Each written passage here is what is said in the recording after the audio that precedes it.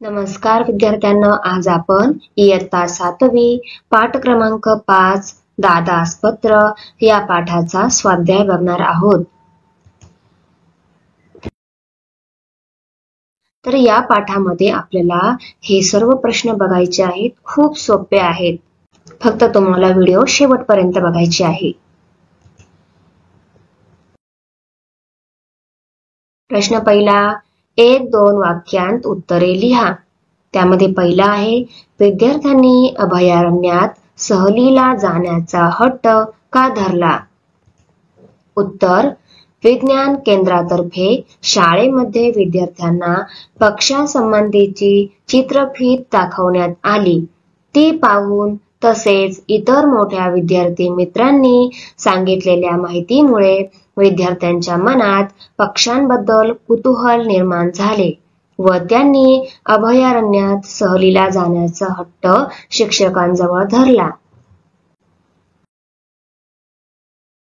दुसरा प्रश्न, अभयारण्यातून फिरताना सरांनी विद्यार्थ्यांना माळढोक पक्ष्याबद्दल काय सांगितले? उत्तर, माळढोक पक्षी अत्यंत देखणा असून तो शेतकऱ्यांचा मित्र आहे, कारण तो शेतातील किड्यांवर पोट भरतो. हा पक्षी वर्षातून एकदाच अंडी घालतो, म्हणून त्यांची संख्या कमी आहे, अशी माहिती सरांनी विद्यार्थ्यांना दिली.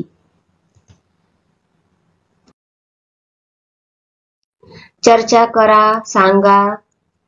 पक्षी हा संतुलित पर्यावरणाचा अविभाज्य घटक आहे. याविषयी पालकांसोबत चर्चा करा. उत्तर, पक्ष्यांमुळे पर्यावरणाचा समतोल राखला जातो.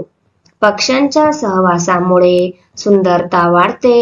पक्षी आपल्या चोचीत झाडांच्या बिया एका ठिकाणाहून दुसरीकडे नेतात, त्यामुळे वृक्षवाढीस हातभार लागतो. बीज प्रसारात पक्ष्यांची प्रमुख भूमिका असते. भारतात सुमारे पक्ष्यांच्या 1200 जाती असून स्थानिक तसेच स्थलांतरित जातीची संख्याही पुष्कळ आहे. पक्षी शेतातील किडे खाऊन शेतीचे नुकसान होण्यापासूनही वाचवतात. काही पक्षी पर्यावरणातील मृत गोष्टी खाऊन पर्यावरणाला दूषित होण्यापासून वाचवतात. अशा प्रकारे पर्यावरण संतुलन राखण्यातील पक्षी हा अविभाज्य घटक ठरतो.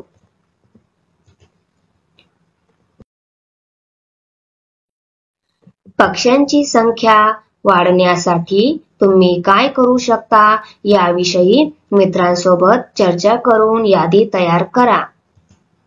उत्तर, पक्ष्यांची संख्या वाढण्यासाठी आपण झाडे लावायला हवीत. लावलेल्या झाडांची घरातील सदस्यांसारखी काळजी घ्यायला हवी. घराबाहेर, गॅलरीत तसेच खिडकीजवळ पक्ष्यासाठी चारा व दाना पाणी यांची सोय करता येईल. घराच्या किंवा इमारतीच्या आवारात फुलझाडे लावली अथवा बाग फुलवली तरी परिसरातील पक्ष्यांची संख्या वाढू शकेल, असे मला वाटते. पक्ष्यांविषयीची माहितीपर व्याख्याने किंवा दूरदर्शन वर्तमानपत्रातील पक्षी संगोपनाविषयी माहिती वाचून नवनवीन कल्पना राबवता येतील.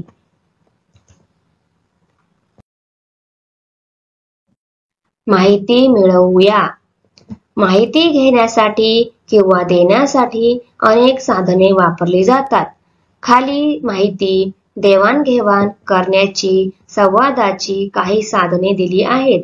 त्यांतील काही साधने एकतर्फी व काही साधने दुतर्फी माहितीची संवादाची देवाणघेवाण करतात. त्यांची माहिती मिळवा व दिलेल्या तक्त्यात वर्गीकरण करा.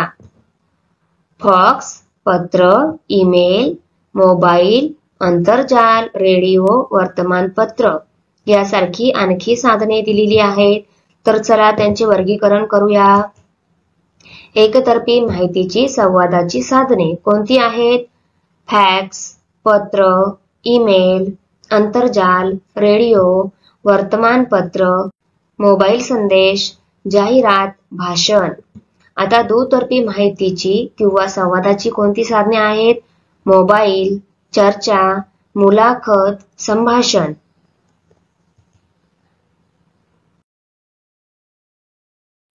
वर्णन करणारे पत्र मित्राला मैत्रिणीला लिहा.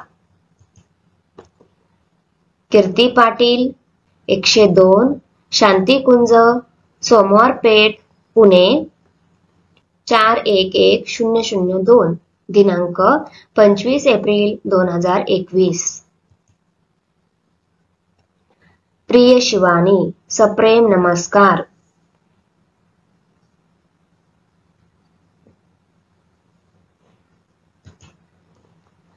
परीक्षा संपल्या आणि उन्हाळ्याची सुट्टी सुरू झाली.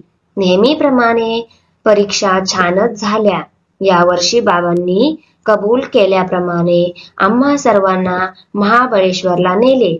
मी, आई, बाबा आणि अमोल आम्ही सगळेच 24 तारखेला निघालो.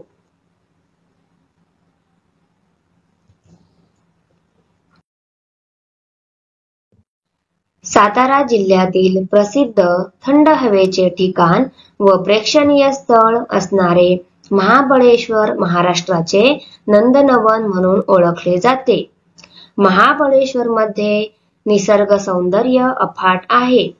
Wilson point, Arthur seat point, Lodwick point, Venna तलाव, काटे पॉइंट, एलिफंट पॉइंट अशी अनेक प्रेक्षणीय स्थळे असून सिंडोला टेकडीवरील सर्वात उंच पॉइंटवरून महाबळेश्वर मधील सूर्योदय व सूर्यास्त बघणे नेत्रसुख आहे. भारताच्या स्ट्रॉबेरी उत्पादनापैकी 85% स्ट्रॉबेरी उत्पादन महाबळेश्वर मध्ये होते. त्यामुळे साहजिकच येथे आल्यावर आम्ही स्ट्रॉबेरीवर यथेच्छ ताव मारला. महाबळेश्वर मधील स्ट्रॉबेरी, रासबेरी, मध तसेच गुलकंद प्रसिद्ध आहे. अशा आल्हाददायक वातावरणात उन्हाच्या झळांपासून दूर 4 दिवस कसे गेले कळलेच नाही.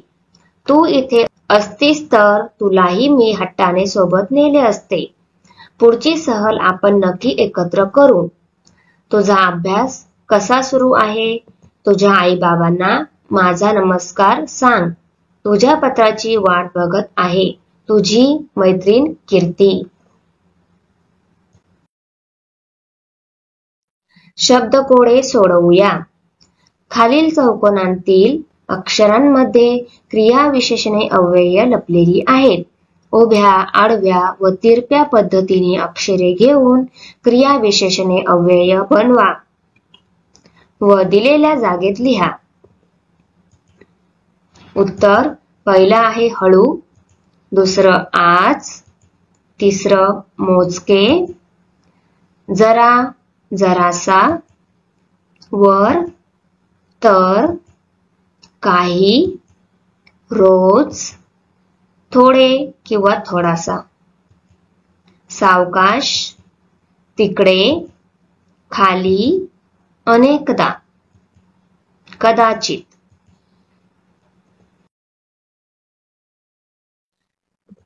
मागील सूचना फलकाच्या आधारे खालील प्रश्नांची उत्तरे लिहा. प्रश्न पहिला, ही सूचना कोणत्या तारखेला देण्यात आली आहे? उत्तर, ही सूचना दिनांक 23 सप्टेंबर 2017 या तारखेला देण्यात आली आहे. दुसरा, पाणी पुरवठा कधी बंद करण्यात येणार आहे? उत्तर, पाणी पुरवठा दिनांक 24 सप्टेंबर 2017 रोजी बंद ठेवण्यात येणार आहे.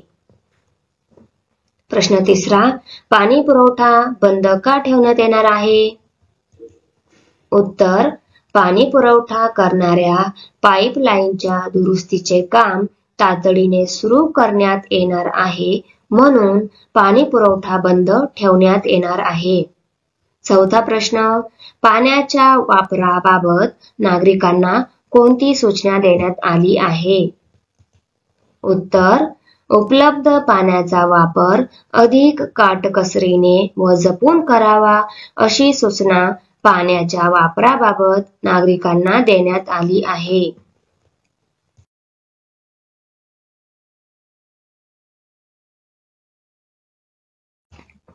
व्हिडिओ आवडली असेल तर चॅनलला सबस्क्राईब करा, बेल आयकॉन प्रेस करा, लाईक करा, कमेंट करा, शेअर करा. तर भेटूया पुढच्या व्हिडिओमध्ये. बाय.